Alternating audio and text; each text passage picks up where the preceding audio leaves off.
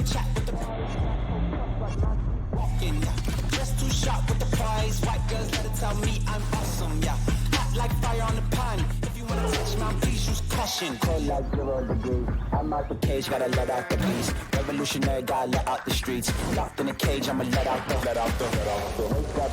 sheets. We came for one man, forget my peace. You take the west, I'll take on the east. I'ma put him in the cage, never let out the. Yeah, I hear him chat to the noise. Move too quick, can't stop for the talking. I hear him chat with the boys. Man so tough, but mans keep walking, yeah. Just too sharp with the prize. White girls better tell me I'm awesome, yeah. Hot like fire on the pan. If you wanna touch my please use caution. Stop that. Stop that. Stop that. We always get a very energetic but distracted Stugotz this week because it's Masters Week and he comes in doing finger guns and saying, can you feel it, Dan? But we can get and milk some good material out of that because his energy, his just general caring about sports is larger this week than it usually is. And so he asked coming in today, and I asked Juju to put it on the poll at LeBatard Show, did Rick Pitino immediately emerge from his coffin this morning and have his agent call Kentucky at LeBatard Show? Because it is rare what happened overnight, something that no one saw coming. Well, I did. I mean, I tried to tell you back in February. You weren't listening to me. I told you, listen, Dan, you have no idea what's going on in the Bluegrass State. Kentucky fans never happy with Calipari. Tried to tell you. Okay, what you tried to tell me is that they were going to fire him. What you did not tell me is that he's got a billionaire friend in Arkansas who would make him the Arkansas coach for 5 years because he's the head of the Tyson food chain, and Calipari out of nowhere, goes from Kentucky to Arkansas and avoids whatever it is that was coming his way at Kentucky. And if you're Calipari, like Nick Saban in Alabama, I do understand how you'd get tired of what those people's expectations are. And you're like, oh, you don't like me here? All right, I'll take it someplace else where they will like that I'll always make my team top 20 and not expect it to be number one. What was that moaning sound you made, Bill? Well, this is a classic I'm breaking up with you before you break up with me situation. You know, everybody knew that was ending. Stugotz tried to tell us. He tried to tell us. No one wanted to listen, and then it started playing out the way it played out, and he was the one. He was the breaker-upper, not the breaker-uppy.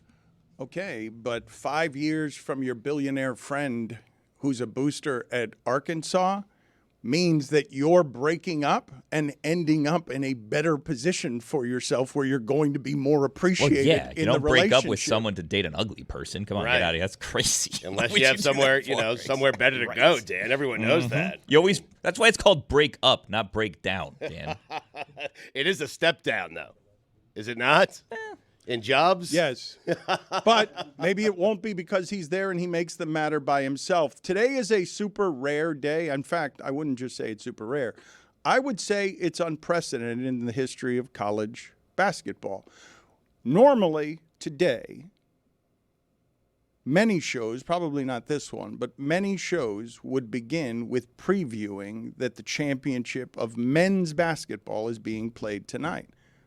But that is not where today will begin, and it represents a seismic shift in the viewing habits of college basketball that the championship decided yesterday with the women had more storyline narratives that were interesting and connect with audience than what it is that the men are doing tonight, even though the men have the most giant dude in the game, college basketball player of the year. Edie is a giant person who makes the game unpleasant to watch. Going against a team that is going for back-to-back NCAA championships. Correct, but you had Caitlin Clark yesterday playing against undefeated South Carolina, and while the result wasn't surprising, I thought Caitlin Clark would be a bigger underdog than she was in that game.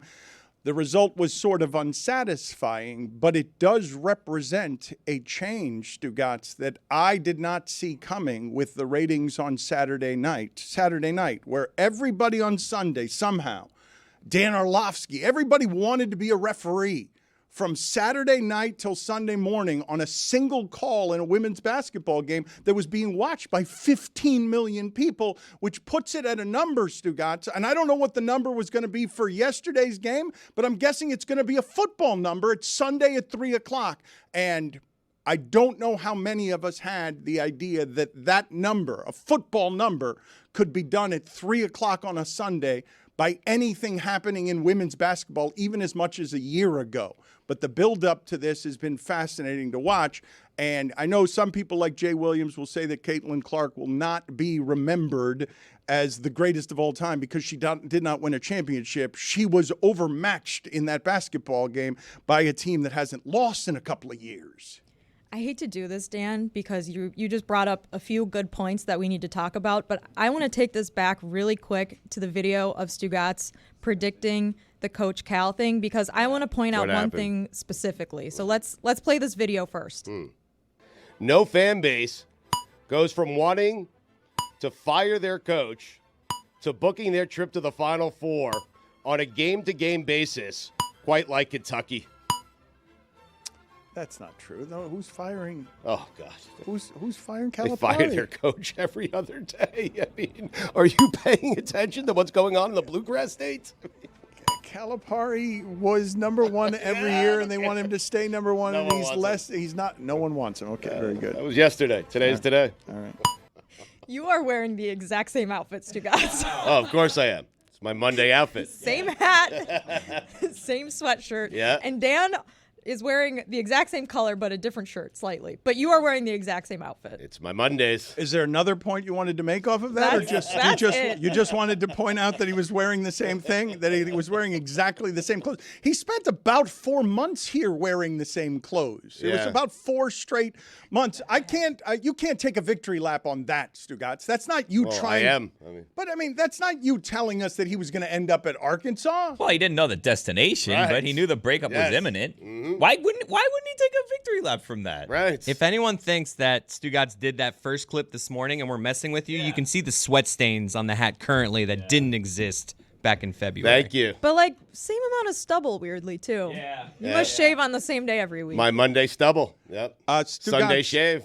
Sunday nights. Let's get the video real quick. All I think of when I think of Kentucky basketball is I think of Billy Gillispie. He was involved in some sort of controversy at Kentucky. The media was circling all around him, and Billy Gillispie did one of the worst "I've got to pick up a fake phone" calls that I have ever seen in the entirety of my life, where he's pretending as he walks by the media to be on the phone and cannot comment. The best. Cannot comment because is that a flip phone? It's a flip phone he's using.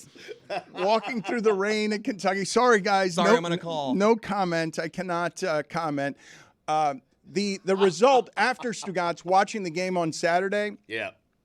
Yesterday's result was unsatisfying because it didn't have as much drama as I would have liked toward the end of the game. Where at the end of that game, all it was is Caitlin Clark's going to shoot from wherever it is that she can the last few minutes of the game, and it's all falling apart, and there's a desperation, and she's just going to try and make a 3 from distance, and now it's a double-digit lead, and South Carolina's getting all the offensive rebounds. It was fairly obvious, even while Iowa got out to a quick start and they had a lead, that South Carolina was the better team. They were a deeper team, a taller team, a better rebounding team. They were just a better team.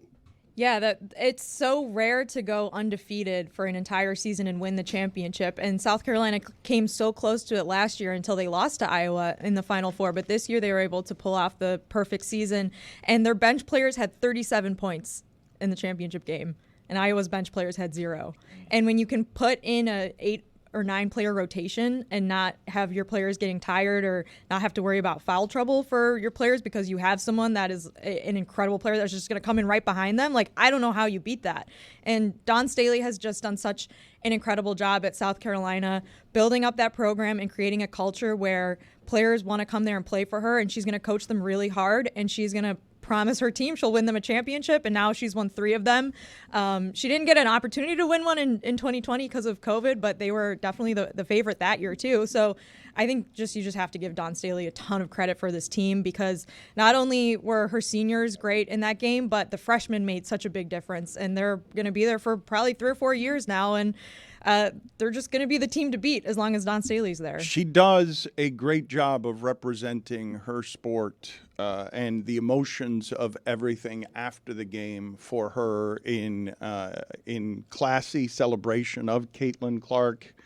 Was fun to watch, emotional to watch, but I have one quibble. She says that Clark is one of the GOATs. Pick one. You can only have one GOAT. There's only one. You've got to pick what you got to pick one GOAT. You can't have multiple GOATs. You can't say one of the GOATs. There's one GOAT. It's a fair point by you. If you're calling someone one of the GOATs, you're saying that they're not. Well, that's what she was saying. She's saying that she's great. She did a lot for the game. She is not the greatest player of all time. That's what she was saying. Correct. It was not an insult. She did not mean it as an insult. It may have been what she was saying because we're doing that to her. She was trying and did a very good job of articulating all of the positive things of grace and in triumph. But my one quibble is pick a side. Can't greatest be plural also? Greatest. I agree that you can be one of the greatest of all time, but if you're going to go with the word GOAT, there can only be one GOAT. Well, that's a stupid word anyways. It is stupid. I tweeted yesterday that Dawn Staley is the GOAT, and UConn fans immediately got upset with me, and I don't care because it's a made-up thing that we say anyways, but Gino was the GOAT. Gino was the GOAT. Dawn is the GOAT. There's GOATs. GOATs change. You can pass down GOATdom to someone else, and then someone else becomes the GOAT, and you can be, you can coexist as GOATs together. Yeah. There can only be one GOAT, though, at any given time. Dan is right about this. You can't have multiple GOATs. Gino can be the GOAT if he wins another championship. He hasn't won one in 8 years, though. Right. So he's not the GOAT right now. Dawn's the GOAT. You also can't be the greatest of all time until it's all said and done, right? Because the greatest could be coming still. When all the smoke is cleared? Right. Unless you're Jordan. When the dust settles, then you'll know the GOAT. Right. When all is said and done, you mean when the apocalypse arrives and there's no more speech? The eclipse today. Today. The world has just become rubble. The end of time, Dano. It would be great if the end of time came, right? And the last. Well, no, that would not be great. But then we got to decide. Well, let who me the hear GOAT it out. was. Yeah. Let's go down this path, gang. That's how we spend our final Exactly hours. right. The last hour is us saying, okay, sports are done. This now is the we can end. actually. This is the end. Right. There's no need to panic. There's nothing we can do here to solve it. We're all gonna die. If the world ended today. Exactly right. Right. The world's ending in an hour. Let's sit. Let's enjoy and have some healthy sports discourse with the last hour of time we have and decide the greatest of all time at everything. And this is actually it. This is where this ends. Have you guys seen the preview for that horrifying Civil War movie that's coming out? I think in that movie they do this. Once they realize it's all over, they're like, before we kill everyone, let's really debate here. Who is the GOAT in basketball? Going to get right at it here with J.J. Redick. No pleasantries.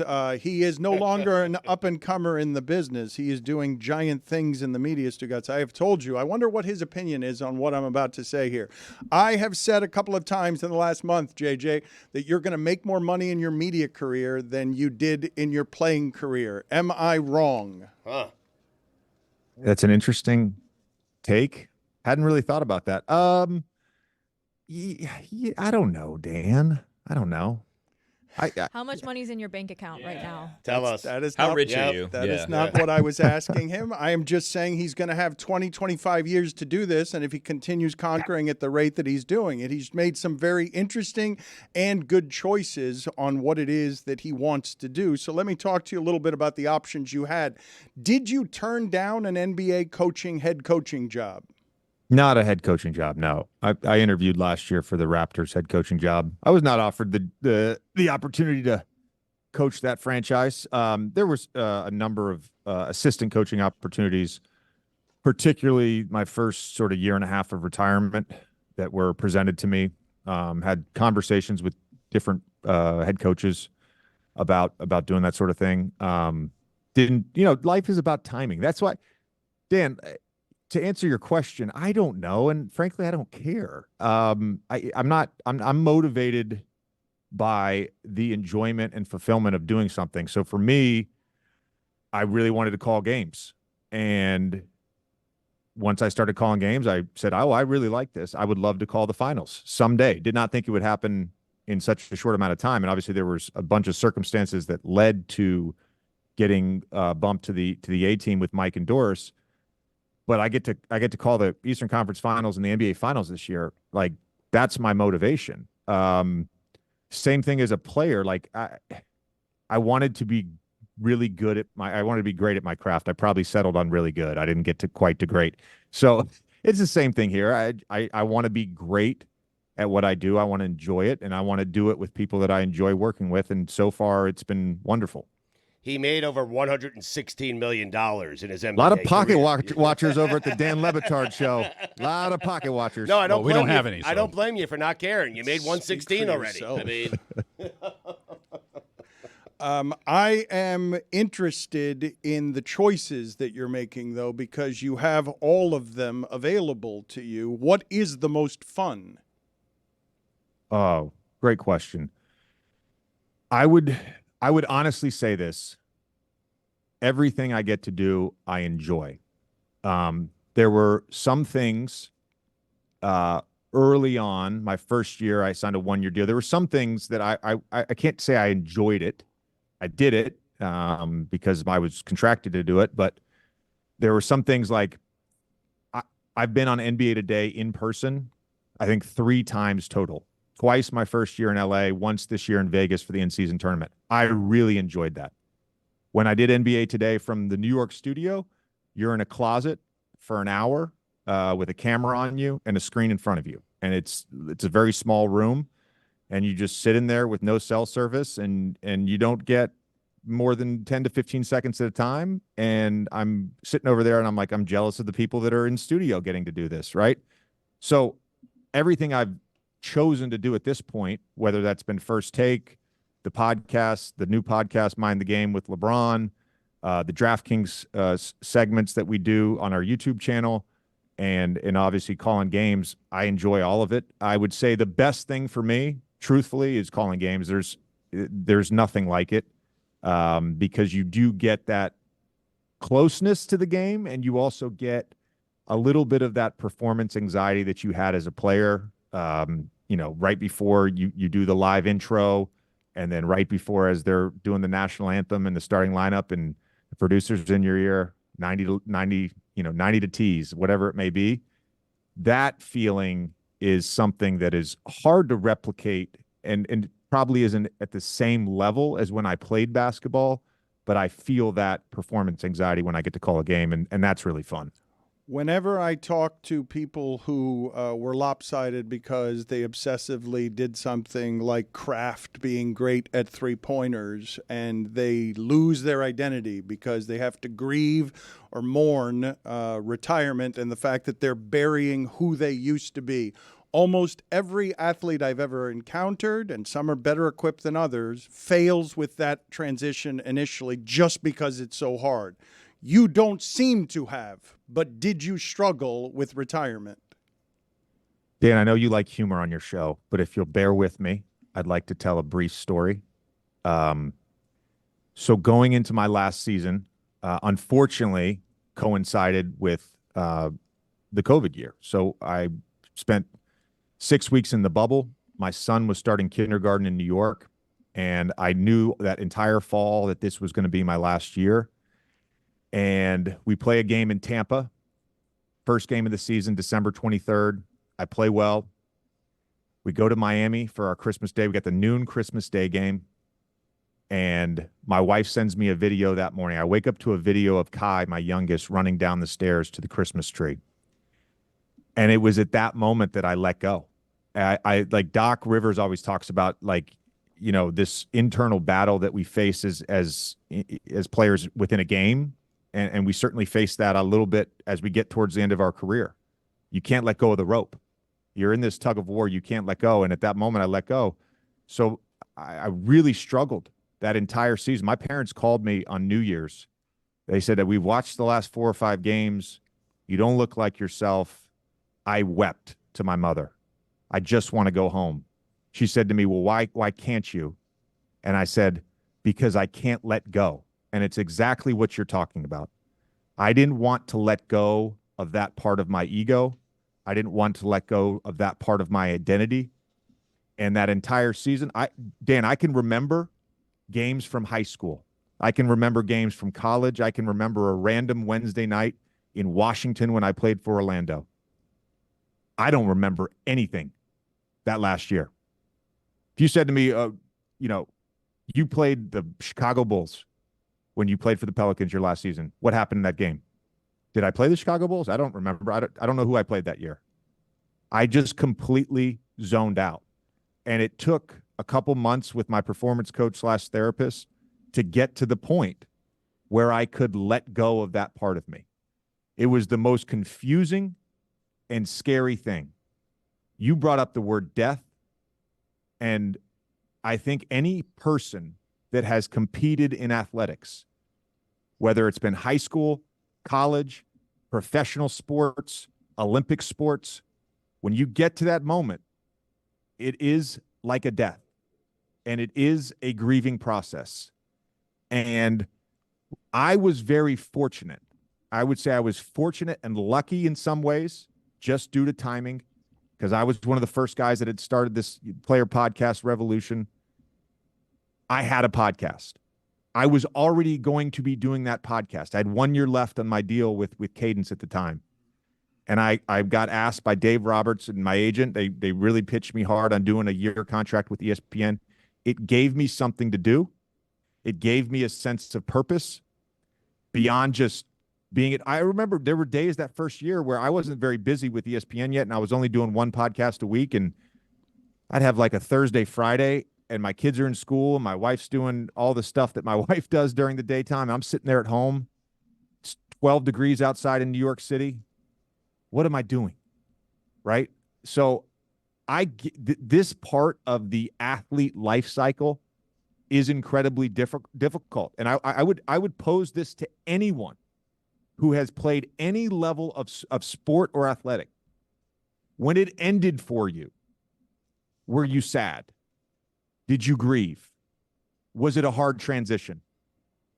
When you got done with your last high school event or your last college event, or maybe you played overseas, or maybe you played on the Corn Ferry Tour for a couple years, was that a difficult transition?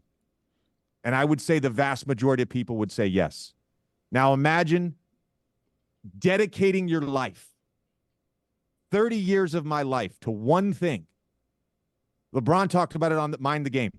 You have to sacrifice loved ones. It was such a selfish pursuit, and I was all invested at all times.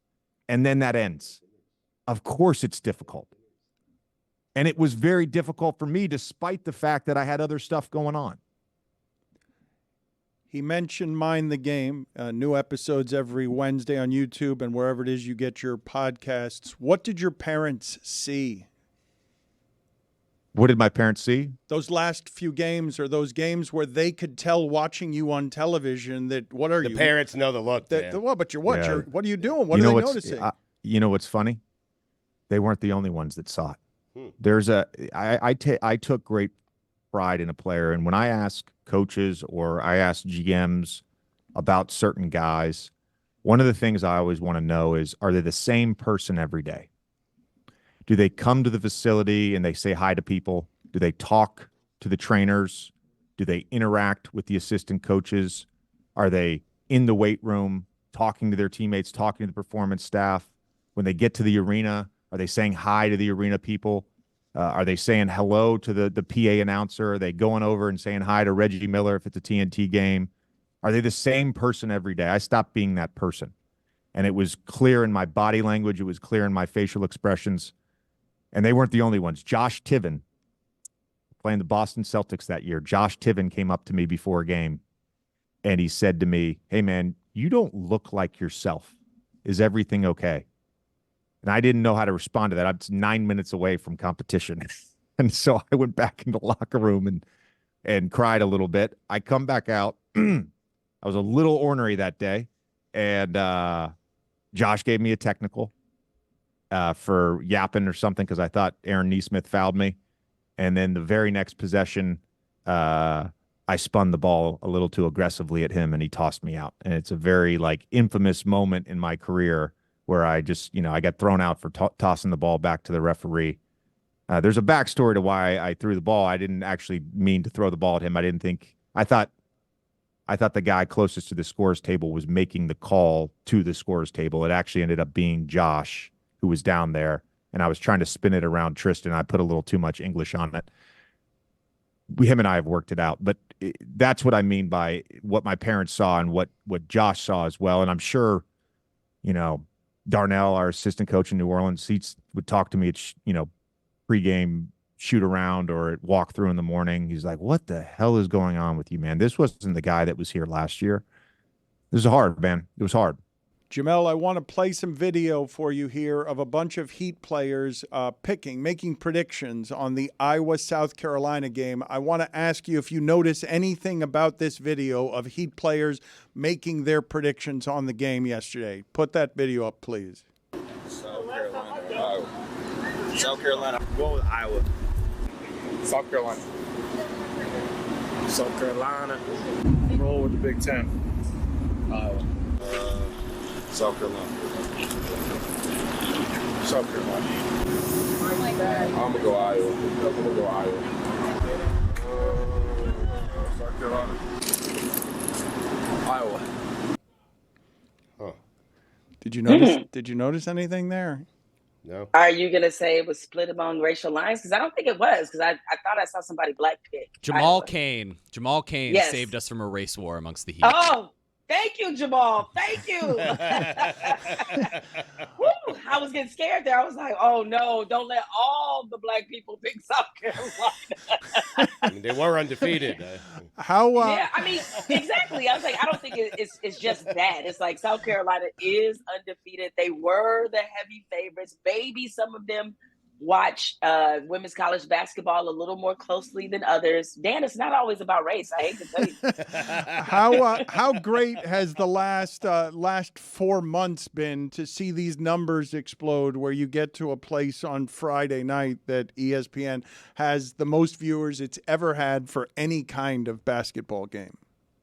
Yeah, to see the growth of the game has really been remarkable. My first beat that I got when I became a reporter professionally full-time was at the News and Observer in Raleigh. And I covered women's basketball. I covered Duke, North Carolina State, and University of North Carolina, all, kind of at the same time.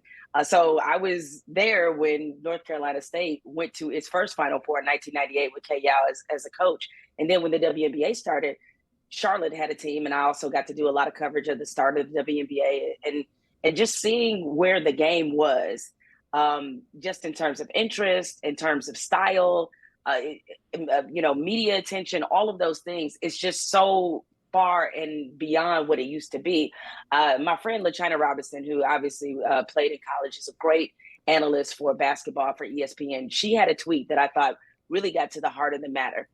Seeing these records, these ratings records that were broken over the last week, LaChina tweeted something out like, these records are for the women who are playing in empty gyms, the women who are forced to go on long bus trips to get, back and forth to games, the women who really had to eat a lot of the misogyny, the neglect, the disparity.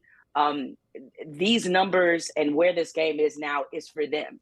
And I thought it was great because this is the dream that somebody like Cheryl Miller had in her mind, even though, I have to remind people, Cheryl Miller's national television debut drew, I think, 11 million viewers. So, but nevertheless, still stars like her who have been giving their all to this game for a long time, I think for them, this is just really rewarding to see because so many people over decades stood in their way. Because, as much as people want to think that this is about, oh, they just have a player that everybody likes now. This is finally what we've been telling women. We have reached these inflection points many times before in this game. And what's usually happened is that the gatekeepers have decided not to have consistent investment in the game. And that's kept it from propelling forward.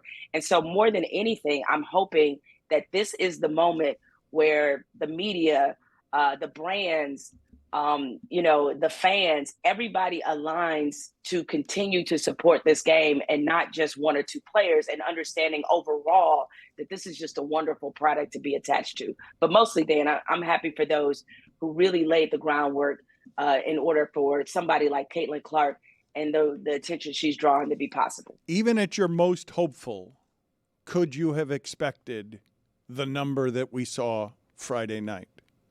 No, and I was thinking about this in terms of what would be the best matchup for the growth of the game. And it's funny because I thought it would be Iowa, South Carolina, and I'm very anxious, unless you guys have some intel. I haven't seen that number yet, but I do think this could be, again, them toppling the number of Friday night.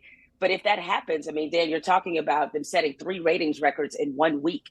And to give people some idea about how big this number is, I believe last year's NBA Finals averaged somewhere between 13 and 14 million. That was the average viewership for every NBA Finals game. It's beaten a lot of the events that have been promoted and cultivated, the men's events throughout the years.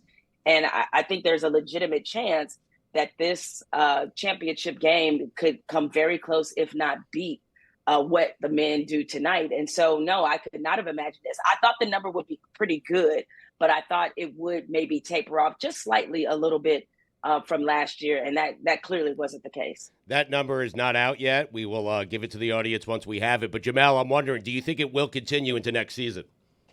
I do, because I think that this has really created some genuine, strong interest in a lot of people. And more importantly, they got to see who's coming next.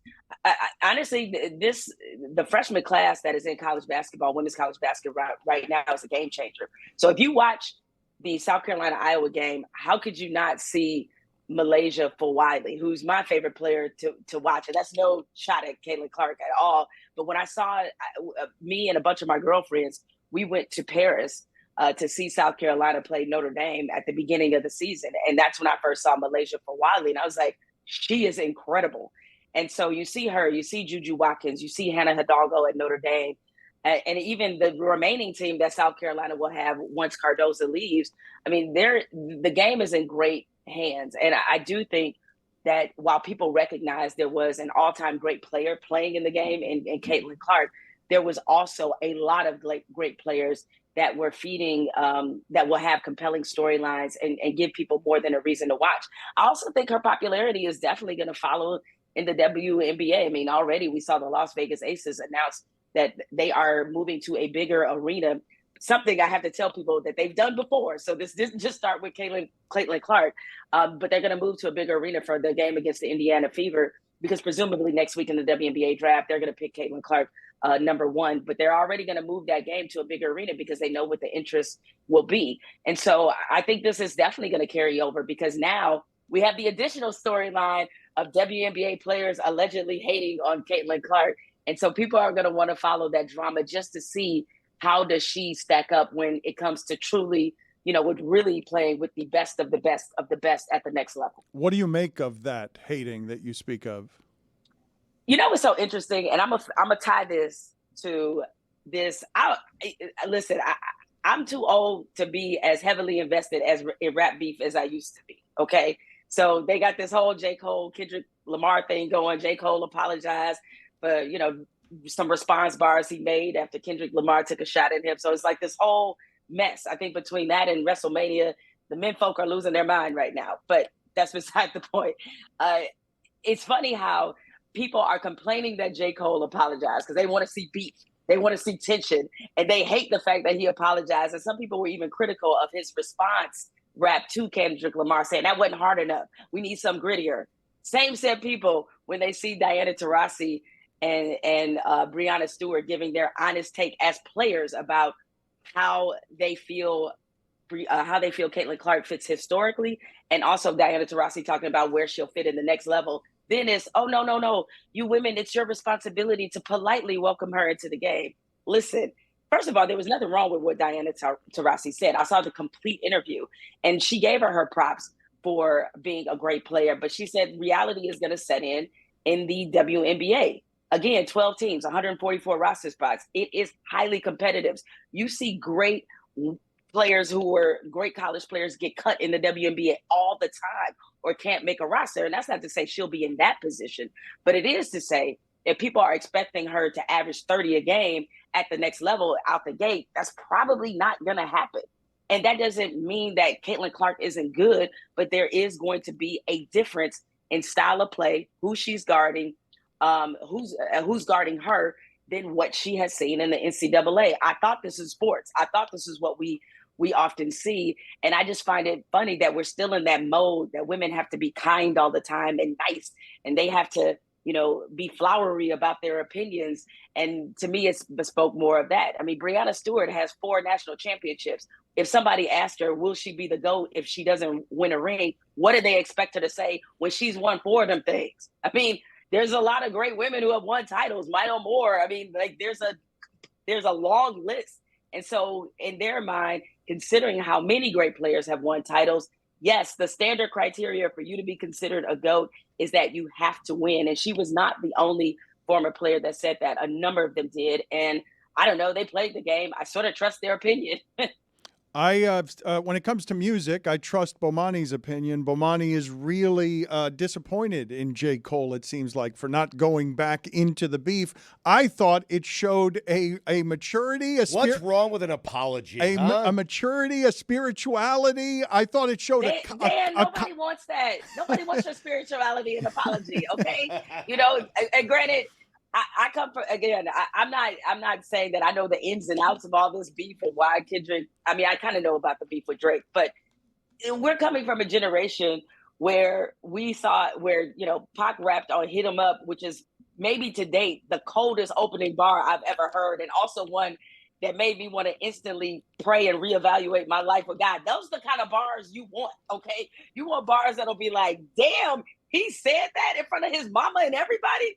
That's what you kind of want. And so there's a theater to hip hop. And I get that there has been a downside in the sense that we have seen things that have been said on wax, so to speak, play out in real life. But these 2 dudes aren't that dude. And I think that there was just this expectation that people were finally going to get the heavyweight fight that they wanted to see. So I get it. I get why the men folk are all like disappointed because, thinking about the era I came from where people really took shots at each other in music, this seems to fall a little short. It's like we got mature rappers now. And I was like, now I understand why Andre 3000 said he wants no more parts of the rap world for now. That's why he out there playing flutes. That's exactly why, because he knew he didn't have it in him to do this kind of stuff anymore. I'm not going to shame one of the best to ever do it for embracing adulthood. No, I know, for denying us the entertainment of please put your poetry. Please let me watch your poetry eviscerate another guy who's also great at this. Exactly, Dan. Was it a foul? Was it a foul on Friday night? It was not a foul. And what? Everything.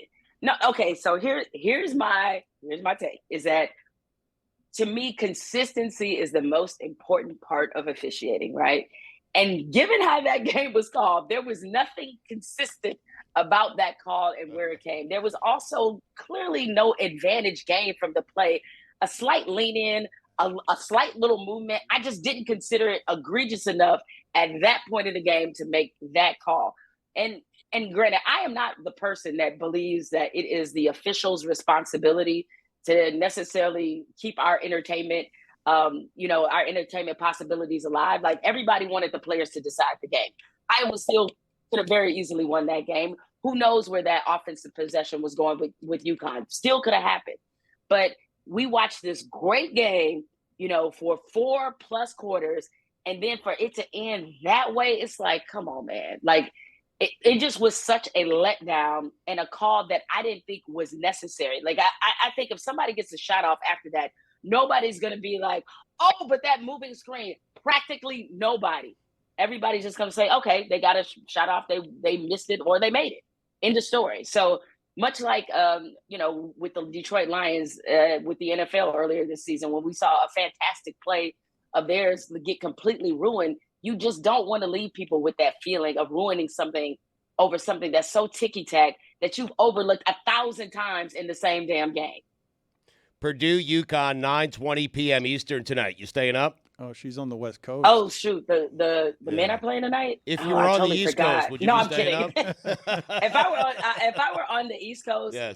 it would be a fight. I would be fighting for my life by the second second half. I'm not gonna lie, but I will stay up for this because I do want to see these colossal giants and these big men and UConn and Purdue to see what comes of their matchup and obviously to see where UConn going for the back-to-back, kind of how they rate in history. So there's some compelling elements that will get me to stay up. And luckily, I am in LA because otherwise I wouldn't have made it, you guys. I'm going to be honest. There are reports here that Kentucky intends to offer Dan Hurley a deal that he can't refuse, and it would reportedly make him the highest paid coach in college basketball history. Wow. Before I let you go here, Jamel, Dwayne Johnson regrets endorsing Joe Biden for president in 2020 because, quote, what that caused was something that tears me up in my guts, which is division. It caused an incredible amount of division. I realize now going into this election, I will not do that. My goal is to bring this country together. I believe in that. There will be no endorsement. At this level of influence, I will keep my politics to myself. It's between me and the ballot box, but I will tell you this, like a lot of us out there, not trusting of all politicians, I do trust the American people, and whoever they vote for, that is my president and who I will support 100%. Your thoughts?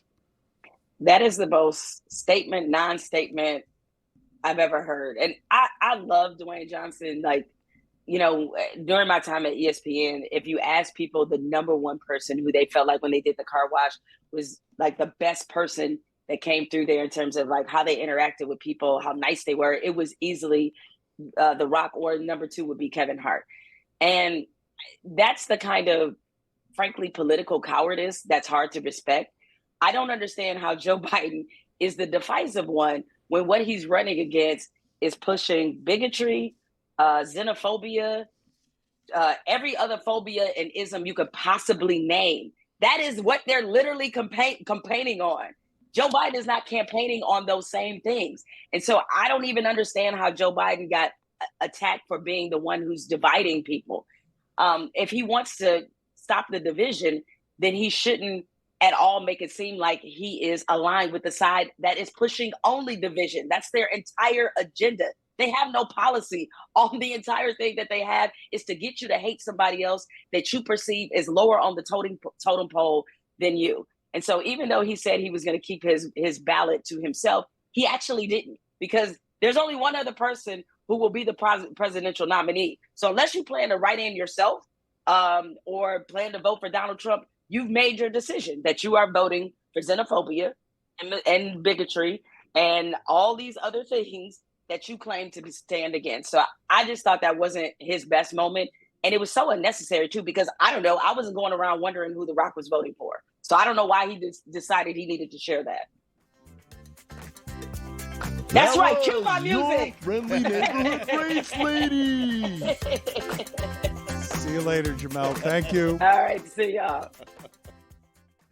Juju, please put it on the poll. And I acknowledge on the front end that this isn't the correct way to do the celebration of a championship. But I was legitimately confused by my own reaction and the inability to control what I was doing that I felt like was unfair. So put on the poll, please, at LeBatard Show. Will anyone remember this UConn basketball team as the greatest in the history of college basketball? Because it just won the difficult tournament by an average margin of victory larger than any team before it. And if I was trying to measure those things, that's a way I would measure it. How much better were you than all of your surrounding competition in a random tournament? How did you eliminate the randomness by being a giant favorite in all the games? And then at the end of it, we're not going to regard you, even though you only lost 3 games, as one of the best teams ever. But 3 losses might be part of it, Stugotz, because you expect 0 losses or 1 loss when you're looking at greatest teams ever. It's not even just pro prospects. It's could anybody beat them? But in the tournament, nobody comes close to beating them. Alabama was close in the first half of the semifinal game, and then UConn pulled away and won by double digits. I don't think anyone's going to argue with you because there are totally different teams. I think what people are going to start to do is put UConn in that same conversation as the Blue Bloods, as Kentucky, North Carolina, Duke, teams like that. But they belong there anyway, They don't should be there, yes. But they belong there without. If they lose last night, they still belong there. They still have 5 since 1999.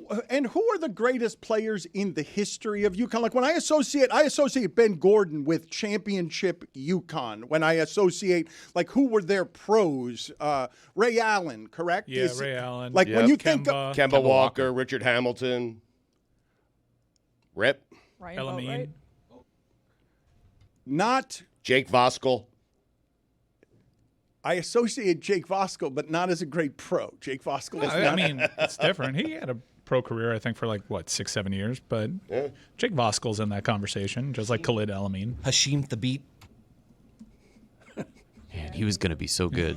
He was terrible. Shabazz is one of those players. They've, Big East basketball. Some couple of undersized guards that get hot at the right time for them.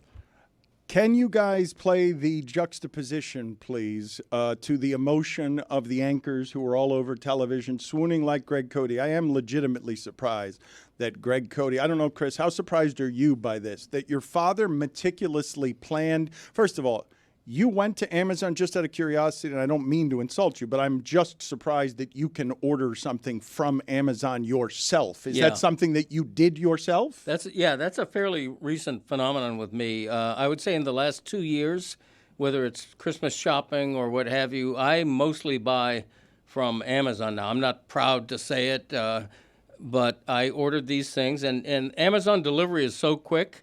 Amazon Prime delivers the next day. Why are you not proud to say you're ashamed that you order things from Amazon, that Amazon has basically made it so that things are so convenient that all of us are doing He's that? embracing technology. That's why he's not proud. Well, I'm not proud because I have an innate belief in retail. I part of me wants to keep retail alive. You have an innate belief in retail. He's a mom and pop shop type of guy. Yeah, part of me would want to seek out the local store that's selling these things. But the fact of the matter is it's more difficult to find a local store around you selling these than it is to just punch a bunch of buttons on Amazon and the next day you're picking it up on your doorstep. That right there is why Bezos is one of the richest men in the world. Right there. That's the secret of his formula. If someone were to ask him, how did you do it? It would be that. Everyone would agree with my dad. Yeah, ideally I'd like to go shopping. Push a button. I genuinely believe in the principle of commerce and retail and mom and pop right up until my laziness grabs me by the balls and makes me just go over there and order on Amazon. But there are certain things that I would still rather buy in a store. Shoes come to mind. I don't trust buying dress shoes through Amazon. Got to try them on, You right? got to try them on. And so that's an example of something. I'll go to my local Tom McCann store, try on a dozen pair of shoes, and then walk out with the cheapest I can find. So Amazon will not have my business. There can't be a Tom McCann store. There can't be a local Tom McCann yes, store. there is. Fine, Billy, can you look up for me if there's one Tom McCann store anywhere on earth? I'm with Greg. I'm a brick and mortar girly. I still love shopping in person so I can feel the quality or try something on. But I did want to say one of my favorite things watching the Eclipse coverage yesterday was the Eclipse went over Carbondale, Illinois, I believe, and they were showing people there on ABC News. And when they were in the path of totality, and when the moon was fully over the sun, it was pitch black, and everyone was freaking out and screaming and crying, whatever. And then the sun started coming back out through, and everyone started booing, and it was so funny because they were booing the sun. He works hard. Tom McCann stores became Foot Action by 1997. And are there any Foot Action stores left? That I will find now. But Foot Action. I'm still stunned, though. Chris, are you surprised that your father went through the preparation of buying on the internet 5 Eclipse glasses because he couldn't find a place that sold them individually? Correct. And planned this? And are you also surprised, anyone in the group, that Greg Cody has not one on a print journalist salary, but 2 housekeepers? Well, Staff. they're a husband married. and wife team. Legacy print journalism, though. Right. I'm not surprised because my dad, he loves to be in what everyone's talking about. Even if I don't actually believe that he's as interested as he says he is, he loves to buy the glasses. You posted a picture on social, I'm sure, with you weering your glasses. Thank he you. does He this. says, "Oh, that's of Doesn't course." want to be left no, out. No, that's of course. Well, these are the people who were bothering me yesterday. These are the people who all of them gathering around. Look at me. I too have glasses. I tried to warn you, man. I mean, seriously, that thing is for losers. I'm with Barkley. I mean, All right. Well, let's play the sound of Barkley here doing the opposite of Go to Iceland. getting emotional about an eclipse. Well, y'all, some of them losers standing outside watching that today. They're not losers. Yes, they are. It doesn't happen often. Hey, we've all seen darkness before. Stop it. No, not in the daylight. Come on, man. Come on, Chuckster. Don't hate on the eclipse. Come on, Yo, stop listen, it. I saw losers standing watching your blimp. How about that? They were outside. Have you seen Chuck's blimp? So I've seen that. So you're not a fan. You're not a fan of the Well, I'm not going to sit outside like an idiot and wait on the darkness. Did you not wait on your blimp? I could have waited. It's going to be dark when we go outside. Can I ask you a second? Did you ask your family to wait on your blimp outside? I was trying to get my grandson to watch. See, there it is. So what are we talking about? Hey, the eclipse going to happen again. I ain't going to ever have another blimp. Boy, this was a very... Let's go ahead and put up on the screen Greg Cody, self-involved. Let's awash in his narcissism. Here is Greg Cody trying to get in on the action from that backyard pool where he often shampoos his hair. That's a beautiful photo by my wife. It's a Save Haiti T-shirt, by the way, not to get into serious politics. We're not going to get into it. I sort of want people to just look at telling the you what shirt. Thank you for T-shirt clarifying. was, I thought it was fairly understated. I guess the question I have is why does this person not follow Greg Cody or the Greg Cody Show? Because both follow options are available there. That's a great question, Billy. What does that mean? What was your staff What does that doing mean? when you took that picture? My what? You made your wife take the picture instead of your staff of housekeepers. Oh, yeah, they weren't there at the Are time. you having trouble hearing today? Well, I got my headphones The Eclipse, on. Dan. Yeah, it was an Eclipse yesterday. They only come on Eclipse, Thursday. Right. Can't hear the headphones. I like the visual of Greg living at like Downton Abbey, like a downstairs. Yeah, Downton Abbey. That was the guest house you just saw in that photo. What are you talking about? What are you staring at me for? Because I said, are you having trouble hearing? And you said, I've got my headphones on, which help you hear. Okay, well, I didn't know whether you were talking, into the air or through headphones. Right. Yeah. I thought the best coverage of the eclipse. This, I believe, I am somebody who likes to underpromise and overdeliver. I believe that we're about to show you the single best coverage anywhere in the world yesterday of the eclipse. Of course, this comes courtesy of Mark Schlereth. Hey guys, your boy Stink here. Welcome into another edition of Man 101. I'm standing outside here on a spectacular day in Denver, Colorado, just enjoying this solar eclipse thing. And I got to tell you, it's amazing. Let me see if I can get a shot of this because it is incredible. Now make sure if you go outside, protect your eyes because that's important. Let's see if we can get this. Man 101. You're welcome. Classic Put up a middle finger. Classic Stink. Right by the sun, there's just a gnarled middle finger. He won the Eclipse. He did. He really did. It was perfectly done, complete with Man 101, you're welcome. His signature call. He really needs to become an action hero in the movies, and that has to be his signature line when someone dies under a middle finger. Friends, colleagues, mentors, countrymen. I'm addressing everyone in here. I was just trying to see how far I could go with that. It is time to update March Sadness. We have our Final Four, guys. Who's excited? Greg? Yeah, I am. Do you think you have a clue from the Greg Cody region what made the Final Four? I don't know. I hope Lovely Cruz made it because that's dear to my heart. I don't even think that made the Sweet 16. Did not. And as I remind you, March Sadness is presented. Your limited fake Well, he's sad. Romo. It's Your March limited Sadness. fake Tony Romo is very good, Jessica. As I remind you, March Sadness is presented by Get Your Guide. Discover over 100,000 unforgettable travel experiences in the U.S. and around the world at getyourguide.com. Wow. All right. The song region. Really hammer the .com there. I mean, I'm trying to hammer everything. Great Stugotz. read. Mm-hmm. Yeah. The song region. I mean, we know who made this, right? The 1 seed. It's the favorite in the whole tournament. The 1 seed from the song region, Puka Nacua. His name is Cooper, good at running curls. But when his hammy got a tear, he saw Puka standing there. And we wonder now, who will that go up against?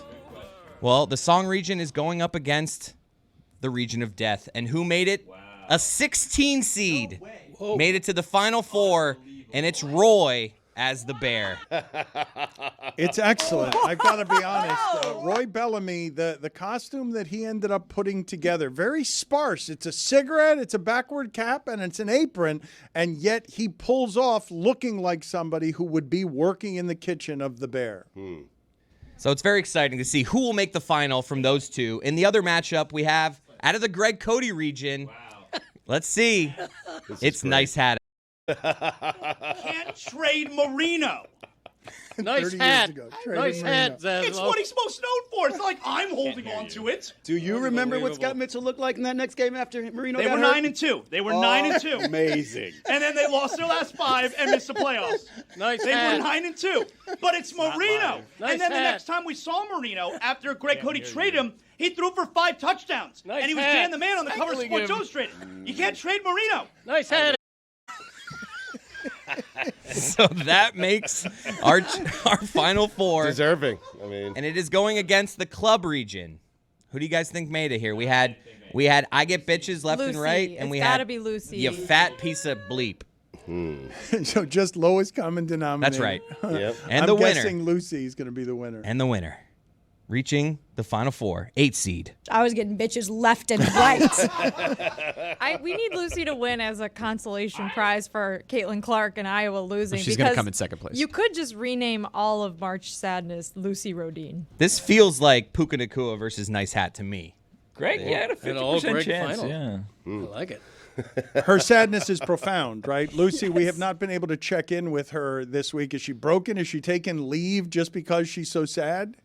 Yeah, I think so. No, I do think she'll be back tomorrow. But I mean, devastating 2 years for Lucy. Losing in the championship back to back. It's very Buffalo Bills of the Iowa Hawkeyes. Really. except they did it 4 times. I know. Imagine if Lucy had to go through this 2 more times. Oh my God. Stugotz is getting mad at many of the people who have commentary about Caitlin Clark that's less than positive about her professional chances, the UConn women who are doing analysis, and this is part of what it is that you get. Caleb Williams is getting it. Everyone who's going to come into a league with expectations is going to have his or her critics. Really, what I'm upset about is just criticizing Caitlin in general for what she's done for the game and pointing out, hey, I have more rings. Leave that to me. Leave that to the media. Do you want your game to grow or do you not? No, I did not go to my television set when Breanna Stewart was winning 4 championships with UConn. But somehow Caitlin Clark got me there for an Elite 8 game. She got me there. I am. But she got me there for an Elite 8 game. She got me and my family there for a semifinal game. And she got me and my wife sitting around 3 o'clock on Sunday afternoon watching a women's college basketball game. She should be applauded for that. And I don't understand. She's been plenty applauded for that. Dawn Staley had to go out of her way because she knows some of the blowback that Caitlin Clark is getting from other players. And so she had to go out of her way while she's hoisting the trophy to say, thank you to Caitlin Clark for being one of the GOATs. I just don't get it. Do you want your sport to grow or not? And who cares how it grows or who's the reason that it grows? It grew because of Caitlin Clark. It's going to continue to grow because of what Caitlin Clark did this year. Did you listen to Diana Taurasi's full comments? Let's play them here for Stugotz. Right? When the college guys come out, they're waiting for them. I mean, Camilla's coming, Caitlin's coming. There's more than just that are coming. What will the league have in store for them when they get there? Look, SVP, reality is coming. Okay. There's levels to this thing, and that's just life. We all went through it. Of course. And you see it on the NBA side, and you're going to see it on this side, where you look superhuman playing against 18-year-olds, but you're going to come with some grown women that have been playing professional basketball for a long time. Not saying that it's not going to translate, because when you're great at what you do, you're just going to get better. But there is going to be a transition period where you're going to have to give yourself some grace as a rookie, and it might take a little bit longer for some people. Right on. That's projecting what she'll be once she gets to the WNBA is different than criticizing her for what she did in college.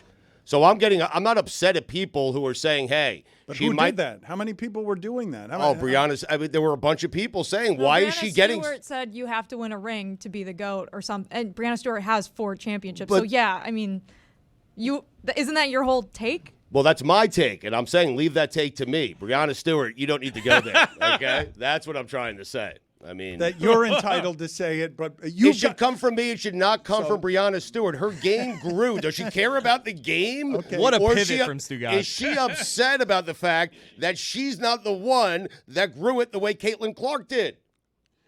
Perhaps that could be part of what is tinged here, is that Caitlin Clark is getting something that no one in the history of the sport has gotten, and other players in the sport might consider themselves worthy of that distinction. I just think it's fairly amazing that you feel like you're entitled to the take, but 4-time champion Brianna Stewart should stay out of this discussion. I think there's an element of players don't want to be told that what they did didn't matter because people weren't paying attention. And I think that Caitlin Clark's rise, we need to put it in context of what is happening right now across all of college sports, which is now players are allowed to make endorsement deals and players are allowed to monetize themselves. And I think her style of play is a huge reason why she's hugely popular, and she shoots 3-pointers from the logo and they go in, and she has the all-time scoring record. She's an incredibly exciting player to watch. The way that she plays, people are mesmerized by. But I think there's also an element of we don't have to tiptoe around the fact that she is a moneymaker now. She can actually make that money, and it catapults her into a level of stardom that previously players were not able to do because of the dumb NCAA and its dumb rules. I do understand, though, why any of the people who had less press attention but comparable skills would be, in whatever ways they're contaminated, their viewpoint is contaminated by whatever their allegiances are. It can be as simple as you went to UConn and your coverage is going to be UConn biased and intensive. I can understand any previous pioneer, a Diana Taurasi, looking at how hard they had it, and maybe not all of them would show great grace in those circumstances, seeing that Caitlin Clark has dominated getting the fruits of everybody's labor, right? Because this is the culmination. This moment is the culmination of a lot of work that predates Caitlin Clark before all of this attention got here, and some other people might feel like they're entitled to it. And Caitlin hasn't even said all, she's not done anything wrong. She has been very gracious about all of it and recognizing the past legends and stuff. I think what's very exciting about all of this is that you can tune in and see how Caitlin Clark does in the WNBA in a month, because the draft is next week. And guess what? Diana Taurasi's team, the Phoenix Mercury, they're already marketing their game against the Fever as the rookie versus the GOAT. So this is all great marketing for the W. Diana Taurasi knows what she's doing, and she doesn't care if you call her a hater, because that is her whole vibe. And if you're just finding out who she is, go look up some highlights. She's she's fun to watch too. I hope Clark puts 50 up on her. That's sports. Are you guys all ready? Is everyone ready for the new pilot of the new show that is sweeping the nation? There are not enough movie podcasts out there. David Sampson reviews a movie every day on Nothing Personal. Cinephile with Adnan Virk. He also has a movie podcast, and Cinephobe with Amin. So, Juju, are you ready to get into the space with David Sampson? Has there been any planning here that would allow me to toss it as the host of this situation into a game show? We have some imaging. We have a background that I think can be placed up, or maybe it's just on TV. I don't know. And then we have some music. You want to hear the music? All right. There it is. The official I don't know. logo. Do I want to hear some music? Ladies and gentlemen, boys and girls, children of all ages, welcome to the best podcast in the entire freaking world. And introducing the man himself, David Sampson, the B in the middle. Welcome to A Few Jews Cutting It Up, episode number 1. Yes, that's Jew, as in J-U, Juju Gotti. I'm David Sampson, the J-E-W part of the two Jews. We'll be with you once a week, depending on the financing from Meadowlark Media, and we will be reviewing movies, talking movies that you've seen, that you care about, not the ones that I saw in my childhood, the ones that the one Jew you're looking at has seen currently, and we're here to start talking about Poor Things. What's wrong, Dan? Cut. 4869. I'm just a little. I'm scared. I'm scared. But let's go. Let's review. Dan, you're going like this. Your head is in your hands. We can't worry about the haters right now, David. Right now, what's important is Emma Stone. Oh my goodness gracious, she deserved that Oscar. I was one of the guys who was like, hey, you know what I mean? Old girl from the Scorsese movie with Lily Gladstone. See, this is why we're a great team. Lily Gladstone. I was thinking like Lily Gladstone might should have got it, but then I took my ass to the Hulu, salute the Hulu, and watched Poor Things. And ma'am and sirs, she did her thing in that film, and it was beautifully shot. Oh my God, sets amazing, David. Were you shocked at the amount of nudity in that movie? Oh yes, I was, but pleased. Now, it's not allegedly. There was actually that level. Emma Stone, as an Oscar Award winner, doing a movie that some criticized her as being way too sexual, and especially that scene with Mark Ruffalo. That was scary, except it made me feel good because he looks like I do. Scary? The Hulk. I mean, he did a great job in that film. He so believable as a Oh my God, I believe it. I think he is one in real life. I think that it was beautifully written, beautifully shot. I think that deserved all the flowers it got at the Academy Awards. Now we're going to get somewhere because Mark Ruffalo obviously has very significant political opinions that we don't necessarily need to discuss here, except to anybody. To say, I don't know anything. I didn't talk to anyone, Dave. Juju, one of the things that we're going to do for our audience is we're going to give them our opinions of the movies and of the people who make them, and we're going to make sure we don't focus only on Martin Scorsese the way Adnan does. We're going to talk about the way people make movies, how movies get made, the money, and then the product. So we have Poor Things that we started with. And for our audience, we're going to watch movies every day and come to you with a different review so that you know what to watch, because if one Jew likes it and the other Jew likes it, that means no matter what, you're going to like it. And you're going to talk about the business of movies on this podcast. I feel like you've already lost Lucy. Lucy's already despondent. She's come to work in a way that's not feeling good. She's hurting it. You're not making her any happier. I have no proof she's even listening to you guys anymore. I've been doodling. You're doodling. Okay, she's doodling. It's making me feel better. Look, Dan, you keep focusing on the haters right now. We are, screw Adnan Burke and Cinephile. We are here to stay, baby. So yes, sir. David, back to you. Juju, we're not going to have any hate on this podcast because you get enough of it with Dan's show. Zagak. And you get enough of people ignoring and having the wrong view of both your Jew and my Jew. Forget it. We're about love. We're about people who actually care about what they're talking about. No hate. If people want to doodle, turn the channel. We're going to build a big enough audience that we'll be okay. David, I'm going through something right now. Yeah. Cut me some slack. Lucy, what is the statute of limitations when your team loses? How long can you stay angry and sad? I'm giving myself 2 weeks. I gave myself 1 year. I gave myself reasonable. 1 week last year, and now this back-to-back national championship games. I get 2 weeks. So please don't be mean to me right now. It's illegal. David, I'm producing this. I'm producing this thing on the fly. You have to rate movies doing it this way: 5 stars of David. Okay. 5 stars of David. So good. This is good.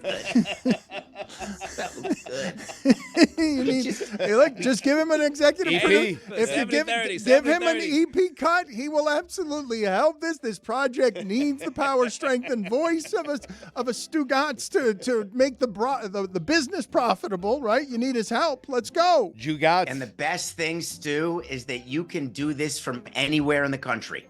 Doesn't matter.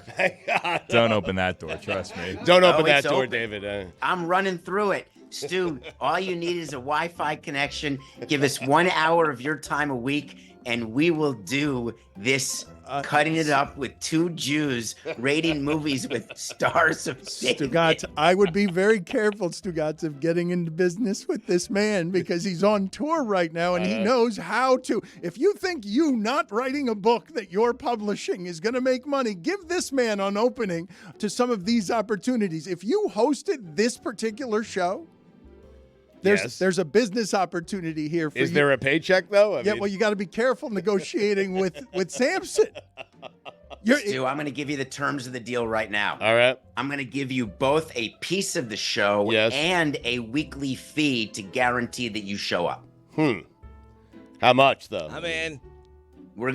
I will give you whatever. I can tell you exactly. Name my price? Wow. Given the sponsors, I'll give you $2K an hour plus 5% of the ownership of the show.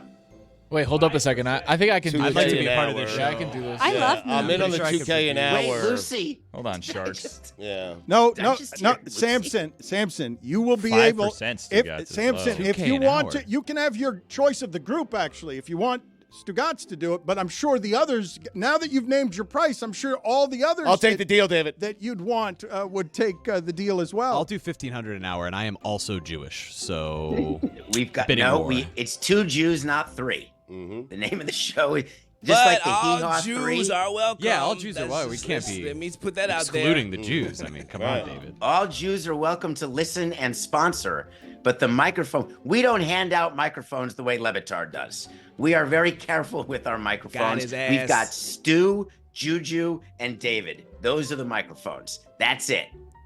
So we've got a deal. It's closed. So we've got a deal. The deal has been struck.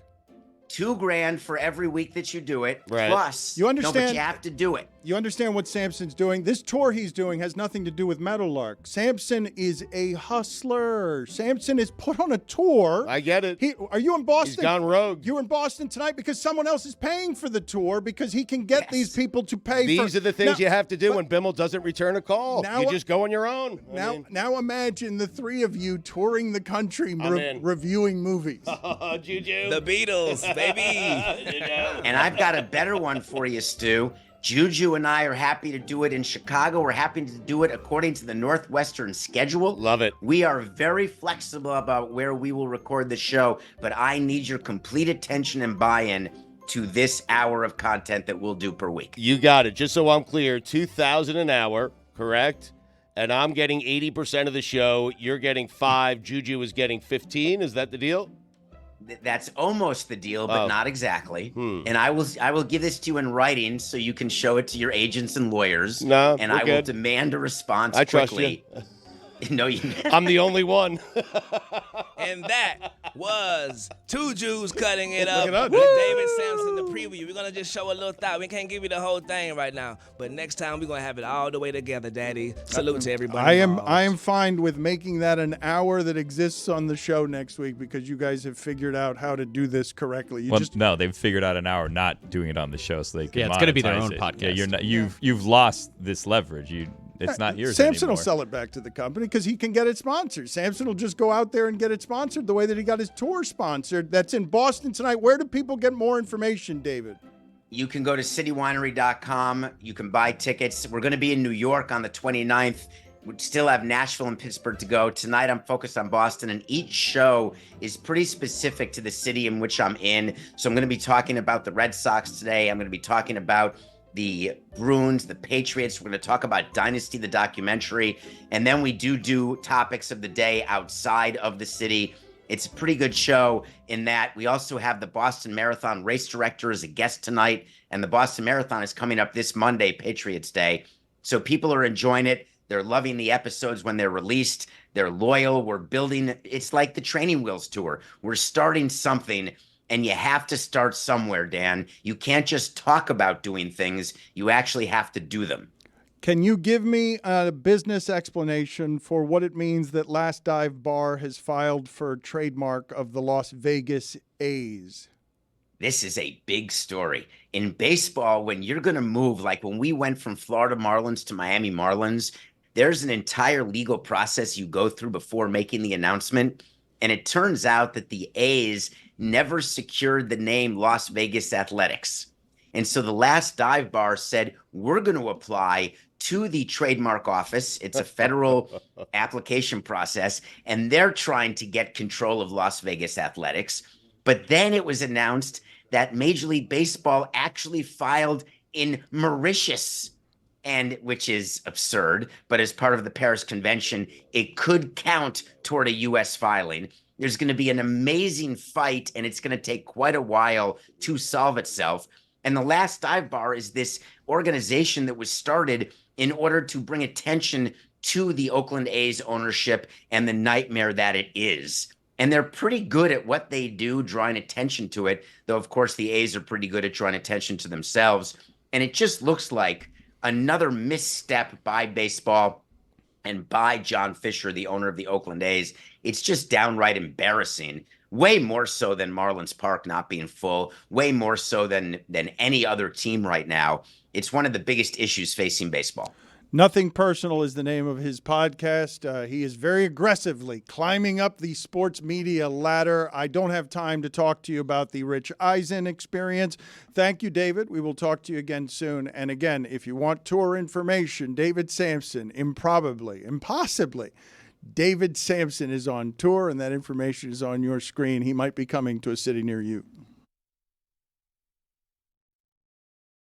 I admire this person for a lot of different reasons, but I will say, Stugotz, at the very top of what we're doing here, as your content options get harder, as it becomes harder to discern where you should spend your money, I will more and more trust people to direct me to a place because of their sensibilities where they're so discerning that all they do is make good things. And Neil Brennan is one of those people. Wherever he's making things, he will not put his name on anything that isn't pro stuff. You're staying with the safe stuff is what you're saying. Like for me, it's Stallone. It's not safe stuff. No, I'm saying I trust certain people to have such a high standard and to make such good choices that if they're doing blocks as a podcast series or if they're doing a stand-up special, I'm going to seek them out because they're discerning as tastemakers. This is a comedian's comedian. He is a pro's pro. He just did his third special for Netflix, Crazy Good, and he made it look easy. It flew by. It was much different than his previous two specials, which had a lot of depth, a lot of range. He was kind of changing the form or trying to change the form. Here, he just went back to his roots, and it was just funny. All funny, easy to listen to. And so thank you, Neil, for being on with us. Take me through what it is that your process is as you're trying to live up to the expectations of people now expect me to make amazing things. People now expect me to be somebody who tops myself with the last thing I did. Well, I would like to address Stugotz first. Stugotz, I've always considered myself the Stallone of comedy. And by Stallone, I mean Frank Stallone. So, although I shout out to Frank Stallone because his song is one of the greatest songs of the 80s, and I can't remember the name of it, but Far it's From an Over. incredible. You're Which correct. One? Far From Over. Frank Stallone has a bona fide hit in the 80s that was Far a From jam Over. that we would all enjoy singing.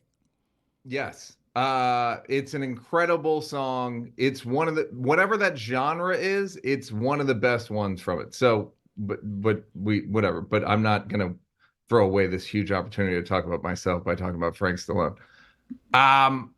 What was my process? With the process with any one of these hours is I just write a bunch of jokes and then I look at them and kind of interrogate what I'm getting at. And with this, I was getting at, well, I wasn't sad. So I wasn't going to pretend I'm sad. And at the beginning of the show, I do a disclaimer because I had done the show in Washington, D.C., basically as is, and a guy DM'd me afterward, and it's great whenever a guy DMs you. It's very exciting. A guy DM'd me afterward and was like, I kept waiting for you to show up. Basically, he was saying, like, you weren't sad enough. So I put a caveat at the beginning of the Netflix, and I did it on the road as well, and it actually kind of made the show better because it didn't, people weren't waiting for me to sort of pull the carpet and be like, I'm depressed, or my dad was mean, or whatever.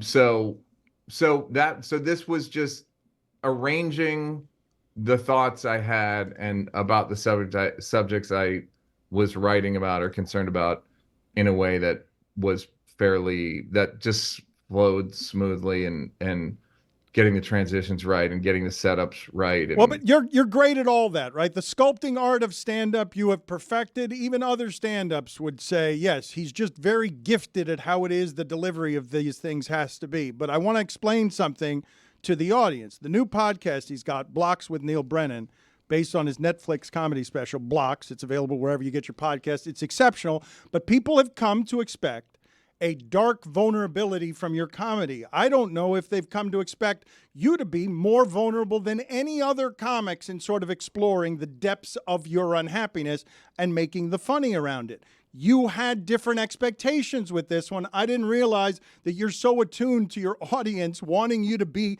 deep, dark guy that you disappoint them when you're happy. Well, yeah, whatever you get known for, it's like they want, if I was going to make sketches now, people would go, they better be like the Chappelle ones. You know what I mean? Like they want you to do the thing that they know you for. So David Spade said it 30 years ago. You spend the first part of your career trying to get known for something, and then the second part trying to get away from it. So so with this, it was like, I sort of thought people might be upset if I wasn't upset. And then someone just said it early. So I kind of got it out of the way and was able to address it. And, but ultimately I think people just want a comedian to be funny. Like I just looked on Netflix and I'm number 5 on the top 10, which is like, I'm really, thrilled by and a little surprised, but I'm also not surprised in that people would prefer just a funny comedian rather than a funny and contemplative or introspective comedian. And I'm not saying like I regret doing what I did. I'm just saying that's people's preferences. They want sugary drinks. Oh, but this is why I want do know. This is why I want to talk about your career and business evolution, because you're doing something very specific with Blocks where if people want to explore or rummage around in the bin of feelings with great comedians, you're interviewing them in a way that is super unusual. But what you're telling me is that you have to craft your business around what consumers are telling you they want in 2024. You'd be great on politics. You'd be great divisive. You are great on those things, but it's probably better to just make them laugh because they need to feel a good time. It's not even that like craven in terms of like, I need money. How do I get it? It's more just like I don't know. This is what I was writing about, and I wasn't going to pretend to be sad. I didn't set out to just do a sort of, whatever the style is, observational, cutting, funny, special. I mean, I always start out trying to be funny, and then it ends up sometimes being funny plus something else. This was just funny. Let me explain to the people, incidentally, if you have not seen the special, you were great on sports. This is one of the things that I love when the comedians come over and use their surgical skills on the stupidity that surround us every day. You were talking about mental health. You were talking about our greatest athletes, and you were explaining that none of them are mentally healthy. They're all out of their minds. All of them. All of them. You know what I call an athlete with good mental health? An assistant coach is what I call them. Because they're not. I'd rather watch reruns of old 90s Chicago Bulls games over new Steph Curry games. He's not crazy enough. He's great, but he's too kind. LeBron said on that podcast with JJ last week, in order to be great, you have to hurt your loved ones. That's LeBron James said it. I literally was like, thank you. I'm glad we all came to the same conclusion. You're not gonna, sociopathy and a need for status is the greatest economic driver in world history. It just is. Like sports, and I don't know if you guys have ever explored this. The origin of sports was to train soldiers between wars. That's how it started in ancient Greece. So we're looking at guys who were like, they're soldiers, but for for Steve Ballmer, whatever. They're soldiers now, but they're soldiers and they're doing war exercises, basically. That's why it appeals to a primal thing in us and a primal thing in them. I don't want to watch healthy people. It's with art too. I mean, it's like, I don't want to watch healthy people. I want to watch a bunch of maniacs. When I heard Ohtani or whatever was gambling, I'm like, I think you got it. Yes, you got it. Yeah, I think when I heard Ohtani was gambling, I was like, of course he's gambling. What do you think? Maniacs don't come in from Japan? Allegedly. The guy's a maniac. You can't hit and pitch without gambling. It's a rule. He's right. Put it on the poll, please, at LeBatard Show. Can you hit and pitch without gambling? Michael Jordan, Tom Brady, crazier. Who's craziest? Michael Phelps, Kyrie Irving. Every gymnast who's ever done a flip off of a 4-foot beam. It's not normal behavior. Figure skaters. They all look, the last Olympics, I just called the FBI, like, are you missing some girls? It looks like they're in dire straits.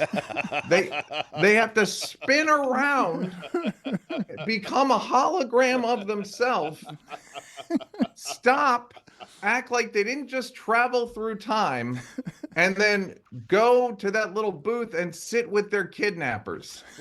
It's crazy behavior. And land on razor blades on ice with a great deal of pressure on them.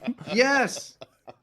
Go. Hey, you guys should go into the parking lot and just toss each other in the air.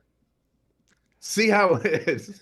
They're tossing each other. They're ice skating and tossing each other. Like, what are you? Shut it down. With razor blades on their feet. Yes. I need some help tossing Dan. And gymnastics. Gymnastics is even crazier. I said gymnastics sounds like jackass stunts that they let them practice in advance. Like, I'm Johnny Knoxville. This is the balance beam. Like, what are you doing? You're charging. You're hitting a trampoline and then using a table to flip over? What? How is this legal? It's such a good question. Stugotz, if I told you that somebody in some land, if I didn't tell you anything about gymnastics, and I just told you a dictator had 11-year-olds who were doing all sorts of routines, jumping off of tables for his entertainment, 11-year-olds, and training them vigorously and making them unhappy and then sending them to their abductors, you would tell me that is evil and should be illegal. And crazy. Yeah, by the way, Stugotz, whatever size they are when they start doing gymnastics, they don't get any bigger. They start at the Italian granny height and they stay there. We've got a bit of a traffic situation right here. We've got Carl Douglas and Stan Van Gundy both at the same time because we have breaking news. And one of the items of breaking news we have is that Carl Douglas's background kicks the ass of Stan Van Gundy's background. Yeah. Carl Douglas. There's no question about that. Oh, my God. that. What an ass kicking. You've got some sad hotel. Some sad corner of a hotel. What city are you in? Is that Boston? That looks like sad Boston in the corner. I'm in Boston. Yes, I am. Yeah, that's what it looks like. You're in a sad Boston hotel, and Carl's coming to us. Is this Los Angeles, Carl? It is. Beautiful downtown Los Angeles. Carl's getting ready for work. He's done 50 years of civil rights pioneering in law. It's an odd pairing. It is an odd pairing. So, Stan, just wait. And by the way, LeBatard, Carl's resume kicks your ass too. So don't try to put that on me. But not mine. That's right. But my background is very nice. Carl's background is very nice. You look like sad, repressed Boston from a bygone age. But Carl, I wanted to bring you in here real quick because we're trying to put into some context the news that O.J. Simpson has passed away. And you were introduced to us, I believe, in the O.J. documentary that Ezra Edelman did that you somehow stole. How are we to take inventory of the entirety of this life? How are we supposed to meet the moment of now when at the end O.J. Simpson was seen as someone who had gotten away with murder? Dan, it's a complicated analysis. O.J. was one of my heroes at USC. Over the course of my 44 years of being a lawyer, he was probably one of the most famous clients I ever represented. I was also a lawyer for Michael Jackson. And while I am shocked and saddened by his passing, certainly all of America will likely compartmentalize the complex nature of his history and his career. I pray and offer my condolences to his 4 children, who I'm sure are suffering from his loss. You handled that nicely at the end because I don't know in such a polarizing case that I can meet the moment immediately after the death with anything other than a trilogy. But there are still people alive who are grieving the death at this very moment that if Carl Douglas is shocked by this, there are people, I don't know whether you loved O.J. Simpson or not. I don't know whether you guys had that relationship, but there are many people grieving right now. And some people would say, bleep that guy got away with murder. My job as a criminal defense lawyer is to represent my clients to the fullest. And I'm proud of the work that me and 9 other lawyers performed in 1995 on behalf of O.J. Simpson. I understand that the result of his trial has polarized much of America. I understand that probably for the rest of my life, my name will be linked with him. But I'm proud as an American lawyer of the job that me and my team performed on his behalf. And I will live with the consequences proudly of that verdict, no matter how controversial it may be for most of America. Look at that smile he hit the dismount with. Stan, do you have any He always thoughts does, here? man. How am I find you, Stan? Your brother, I believe this is where sports met murder because his brother, Jeff Van Gundy, was in the middle of the series with the Houston Rockets that was interrupted by O.J. Simpson's A Fugitive. Now everyone gather around your television. And I was outraged by it. You were outraged because they Breaking into coverage. That's right. How could you? It was the third quarter. Stan, what do you think of what it is that Carl Douglas just had to say there? Well, I agree with all of it. And just a couple of thoughts. One is that I think that we too often want to just categorize people as either good or bad. And in reality, we're all a mixture of both. And we're not one or the other. Look, I'm a Bay Area guy in California. O.J. Simpson was somebody I idolized, when he came up as a football player, and then followed him through his acting and the commercials. And look, things are complicated. And quite honestly, I don't know what happened on that night. We can all have our opinions. And then the second thing is Carl and that defense team should be proud because in our system, everyone is entitled to the strongest defense they can get. And as somebody who has at least nominal involvement with people in the criminal justice system, working at a prison and things like that, I think we have a lot of people in the system who haven't gotten that type of defense and have been unjustly convicted and incarcerated. So I applaud people like Carl. And Dan, what's regrettable from my perspective, because being raised in Los Angeles, O.J. Simpson was a hero for most of us in college. But there's an entire generation of Americans who who don't know anything about his football career or how great of a running back he was. And regrettably, all that they will know or remember from O.J. Simpson on this day were the tragic events of June of 1994. That is, I think, regrettable.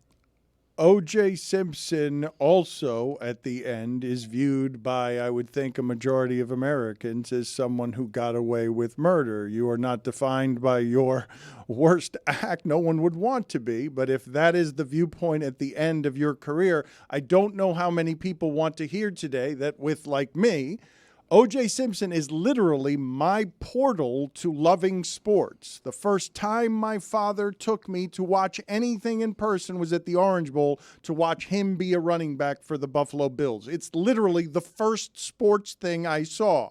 And then that career, one of the most interesting in the history of American pop culture. He was a great player, Dan. At the end of it, what a lot of people are seeing, and only this, is that today the Goldmans will come out, and this will all be reopened for them, and they will not handle this with grace. They will, I would assume, they will urinate on his grave because they're grieving too.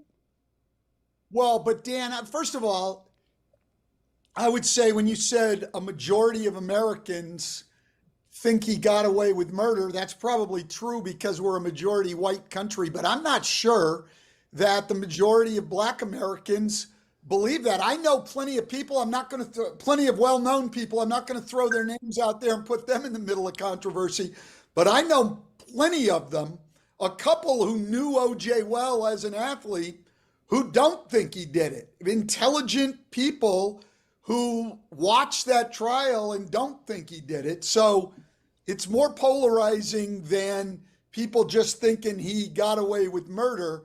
And I think Carl made the point when he first spoke here today that I think was good in his grief for OJ's children. I think the one thing we could all agree with, his children had nothing to do with anything that happened to Nicole Brown Simpson.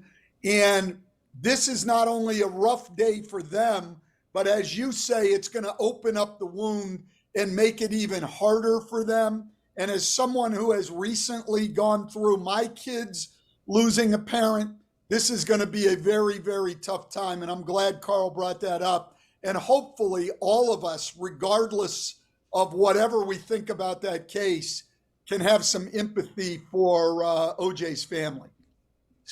Stan, I agree 100%. Despite everything that people may think, despite all of the lingering bad feelings that I'm sure exist, despite how the racial dynamics that were present then in 1995, regrettably, are still present today in 2024, there are 4 children who have lost their father, and we must never lose sight of that fact. There's also the families of the victims who now are going to have to relive the trauma of this trial, I think, while this is all being brought up today. So I think we should also feel empathy for them because, you know, obviously that's difficult too. And I think, like, there's a lot of complicated aspects to it, like you said, Carl, because there is the case and then there is the person himself. And one of those things I think is incredibly complicated. And one of them, I mean, I feel like we're kind of tiptoeing around something here, which is that O.J. Simpson, to a lot of people, represents someone who brutally abused and battered his wife even before she died.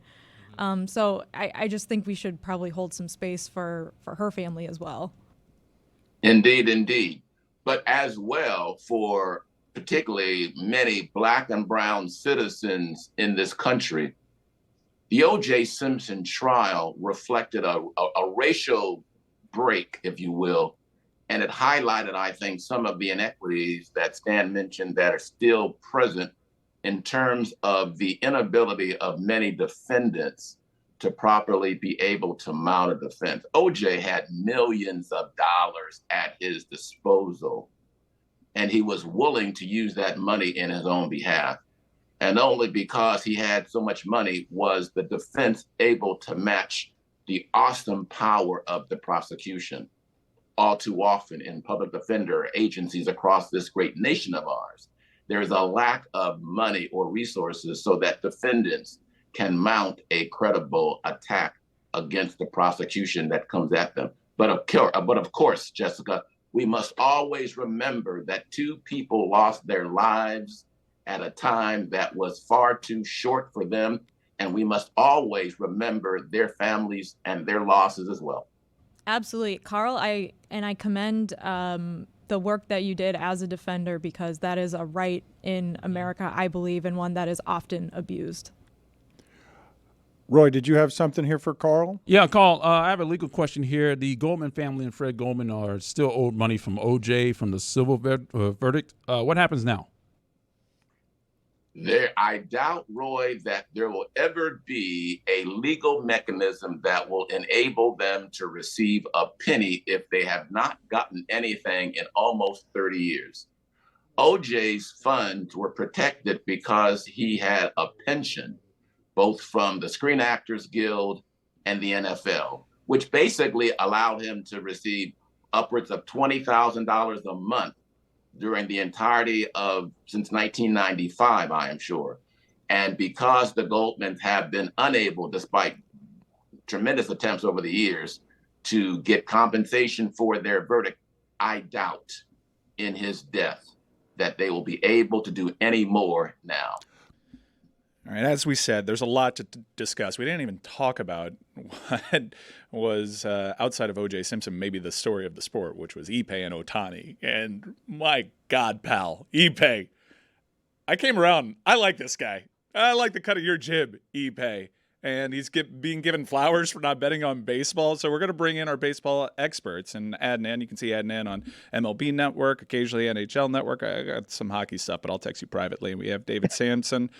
Juju, you made it to a tour stop, the City Winery tour stop with David Sampson. That was cool to see. Yes, sir. It was amazing, brother. My brother David had so much control over the crowd. He had them in the palm of their hands. Yeah. Hilarious. Were you at the Dan Ugla show? Yes, Dan Ugla was there showing love. I saw a photo of Dan Ugla, and I was stunned that he wasn't wearing like flip-flops. How are the forearms? The forearms actually not still there. They're still there, but it's not as good as they used to be. I mean, who is? He got an 18-year-old child, a son. Like, I can't believe Dan Ugla has an 18-year-old. Yes. Wow. No, say that he's got an 18-year-old son. Son right now, looking amazing. Really? Salute to Dan. Okay. Well, David and Adnan, you're our movie experts. There's a lot to discuss. There's some movie trailers that dropped that I want to get your opinions on. I don't know if you're big trailer guys, but they got people talking. But let's begin with the baseball story du jour, which is, I guess Shohei wasn't lying. His story is holding up here. Do you agree that Shohei Ohtani's defense holds up in the court of public opinion? David Sampson, we begin with you.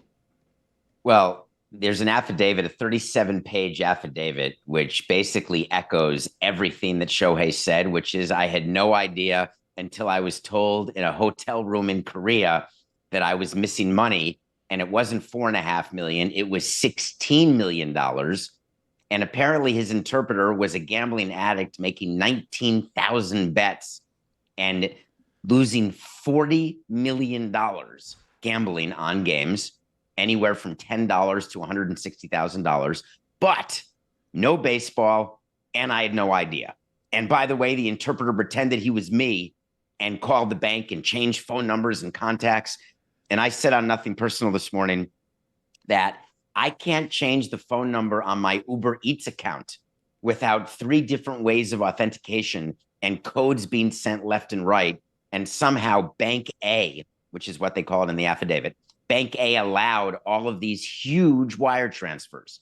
So I still think there's going to be more to the story. But what is happening now is wire fraud and bank fraud.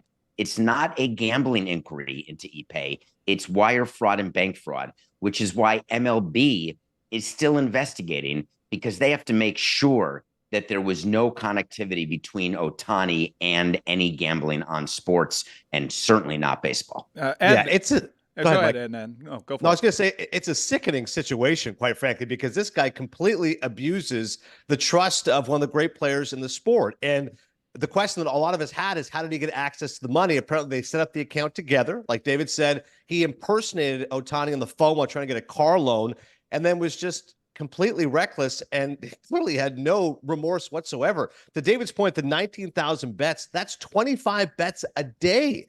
And then they deleted text message March 20th to his bookmaker. He said, have you seen the news? Yeah, I stole from him. Like, it's clearly unequivocal what Ipe was about. And it's insane just how lawless he was, how brazen he was, and what he did to Ohtani. So it's clearly disappointing. I think in many ways it's a best case scenario. If you're looking at a big picture, that Ohtani wasn't involved, that there was no gambling on baseball, but it's upsetting to say the least. And I was kind of stunned at just, like I said, how brazen Ipe was. And I'll say this, guys, as I know there's always going to be some skepticism. This was the feds. Like, this is under the threat of perjury that Ohtani cooperated. He gave up his phone. I mean, Tom Brady famously would not give his phone to Roger Goodell. So that's Shohei what Brady was suspended for, Yeah. ultimately, not for breaking his cell phone. But I've never seen a smoking gun like his statement, which is technically I stole from him. It's a what was in Minority Report with Leo Crow and all the pictures on the bed, an orgy of evidence is I think what they called it. And this was one of the biggest smoking guns you could have in this affidavit. But Adnan, where I just would beg you to think about what the feds were investigating, it's a big investigation involving illegal bookmaking. And it's been going on for a long time. This is just a part of it. And they were looking for Ipe, and the charges in the affidavit are wire fraud and bank fraud. It doesn't go to gambling. It's not a concern. They put the line in the affidavit, there were no bets on baseball, but it only is from a period of time of 21 to 24. Ohtani's been in the league longer, which is why MLB released a statement saying we're going to wait for all criminal proceedings to be resolved, and then we will see where we are, because MLB can't get caught with their pants down here. They cannot have anybody come out anytime with any bets that Ipe or anyone made prior to 21 that may have involved Ohtani.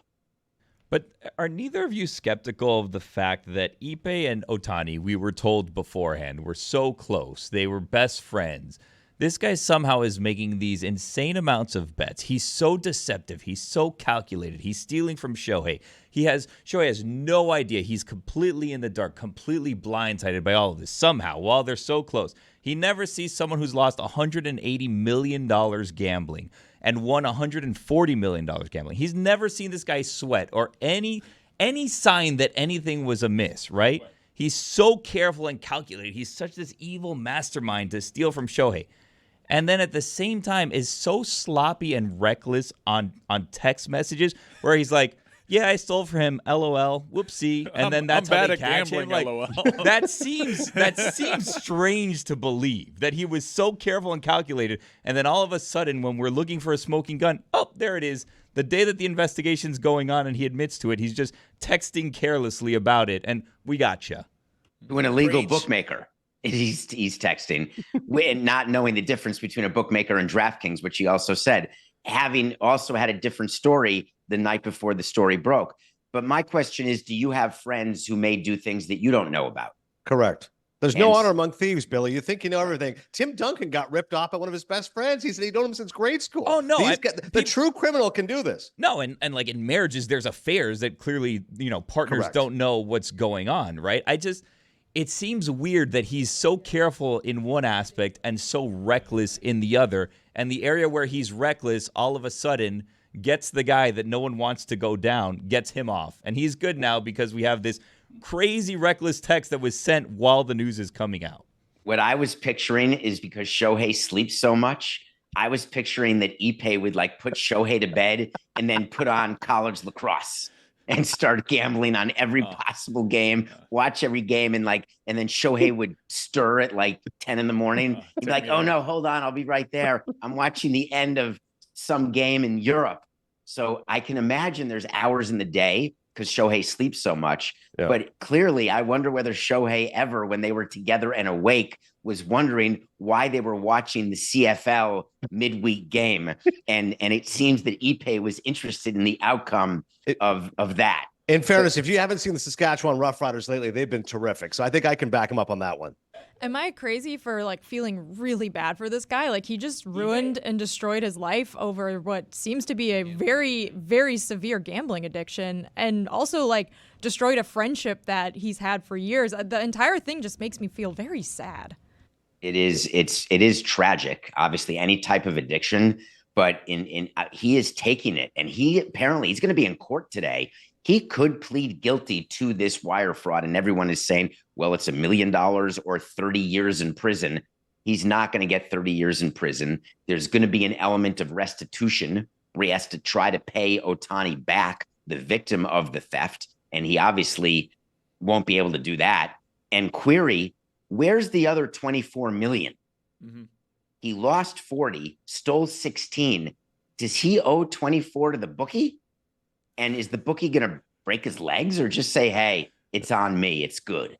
Or do they go to Ohtani as the creditor? Where is Stugotz today, by the way? And Stugotz could offer some more color on this situation. But to Jess's point, just the sadness of the whole gambling addiction, legendary bettor Billy Walters in his book had this quote: "The biggest thrill for a bettor is winning a big bet.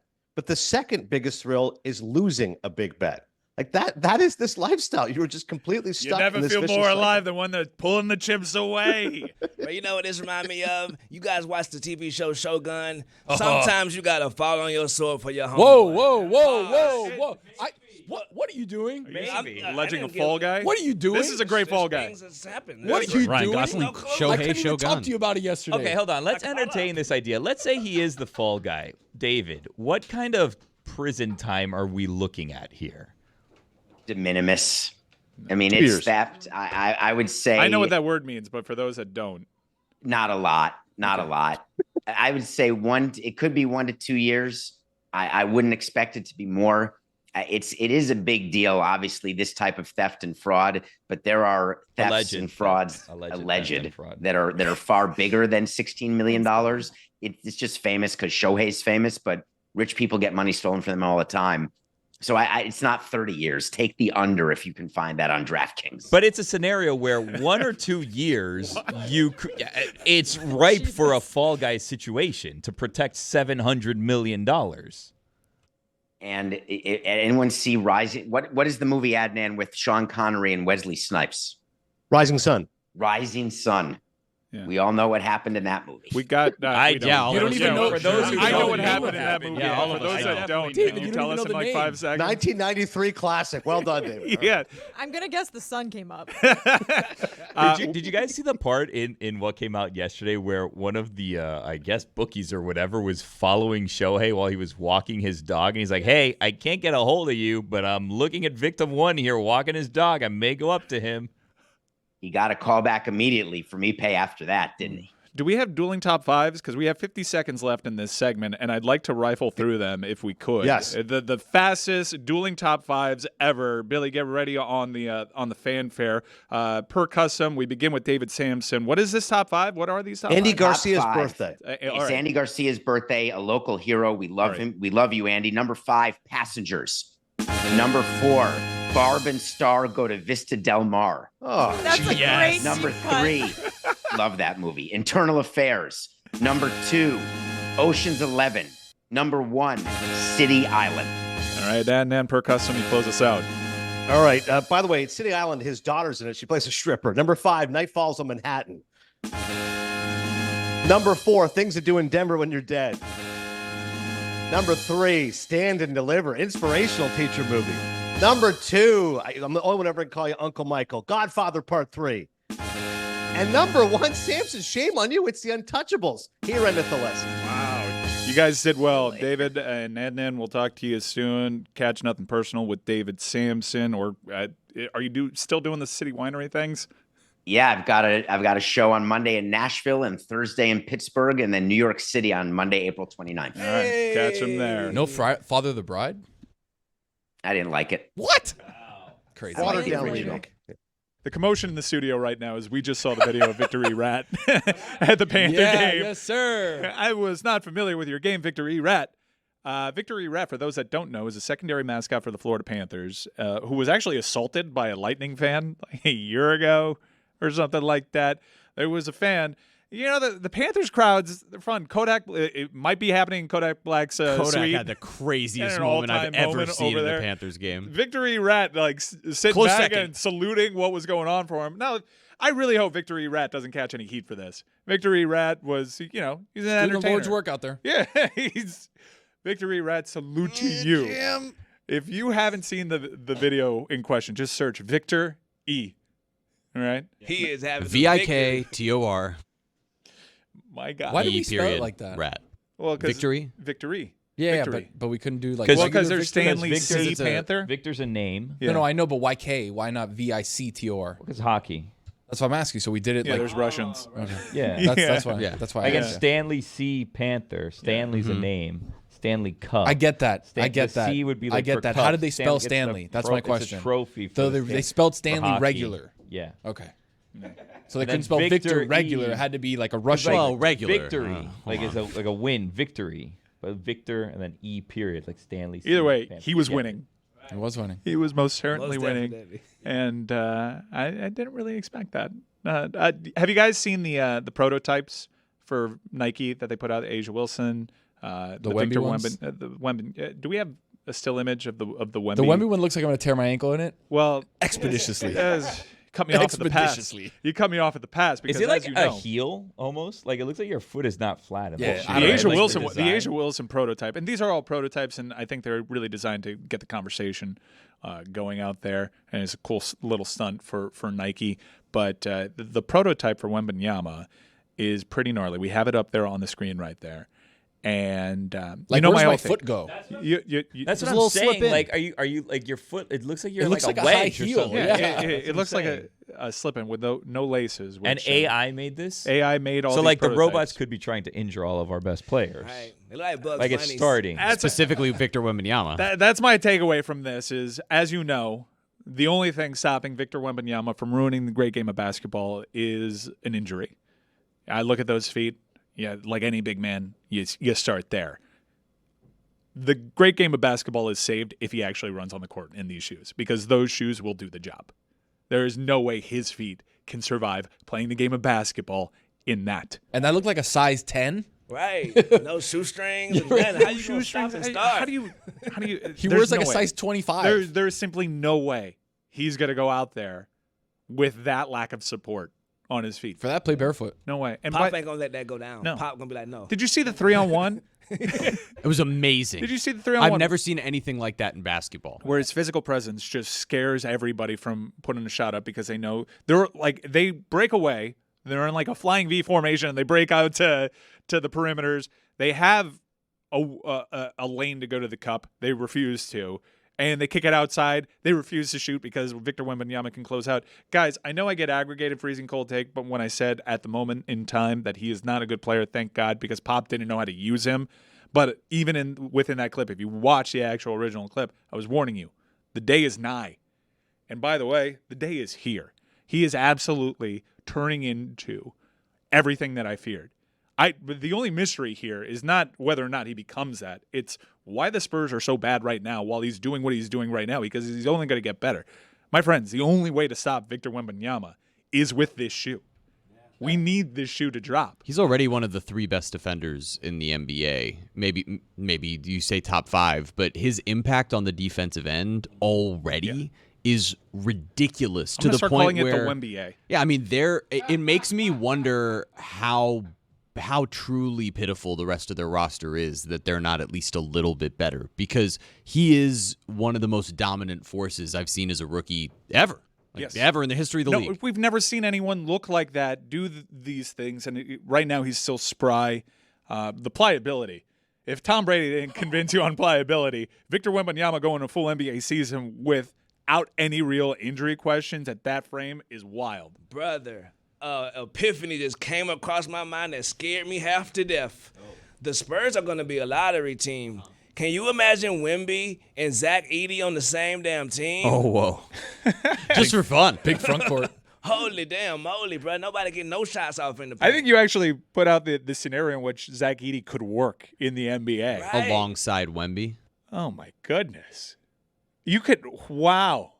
Or at least as the backup big man. Right. Like, because even if he ends up being, everybody keeps comparing him to Boban. Even if he ends up being Boban, right? Yeah. As the backup 5, where you always have someone who's 7'4" If the Spurs or had taller in the Boban game. right now, like They're just that's a redoing problem. what they had with Tim Duncan Yep. and with David Robinson. Now just 25 years in the future. The crazy part and the thing that I wonder is there going to be a player who decides, yes, I want to sign in San Antonio, a star player in the league who wants to go play in San Antonio to go play with Wemby, because that's not normally a free agent destination. I've heard people float the idea of DeJounte Murray going back to San Antonio, and those two would be outrageous together. They did sign LaMarcus Aldridge.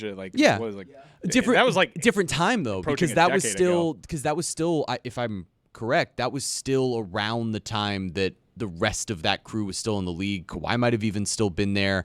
So it was like a time where they were still in their stage of relevance of, this is the end of a dynasty. Let me help try to keep it going. Where this is a completely new era. So this is all right, do I want to go play for Pop alongside Wemby and make that my destination? If you're especially a guard, if you're a good guard in this league and you can play along him, he'll untap so many different things in your game. It makes so much sense. He's still doing so much stuff on the perimeter. I think it's actually, like you mentioned the Edey thing, I think it's a great location for a big that wants to just work inside, because they want to develop Wemby to the point that he's this outside force. My old concern with that, at least earlier in his career, is number one, he wasn't that good at it. He's getting way better at it. And also, the more you float out there, the more you play outside of your frame, the more susceptible you are to injury. So he's already proven me wrong in terms of the injury. I would have thought that it would have came 15 games in. And dude is out there, and he's improving game after game. It's Friday, Billy. It is. You know what that means? Highlight. We are not playing Battle Court this week, but it is going down if you want to go support that. I know Tony's going to be heading out there. Not doing something with our team. Huh? Wasn't on my schedule. You're not doing something. Friday means it's time for the Cuervo Club. Yeah. It's brought to you by Cuervo. Now's a good time to enjoy the tequila that invented tequila. Billy, open up the Cuervo Club. What team are you doing stuff with? You doing stuff with the Devils? They booked me to do stuff, and I just do stuff, guys. I don't tell you. The Devils are owned by a bitter rival. Don't look now. Cyclones catching form. Cyclones catching form. We're always going to be in the conversation. You do not have a playoff conversation without the Cyclones. Billy, who's the first person in the club? Slow crowd. What was it? 60 did not. 60 did not. Is that Cher? 60 did not. No, that's Jess doing her 60 did not. Tony Romo. 60 did not. Who is the second person inside the Cuervo Club? Hey, Drifter. Hey, Drifter.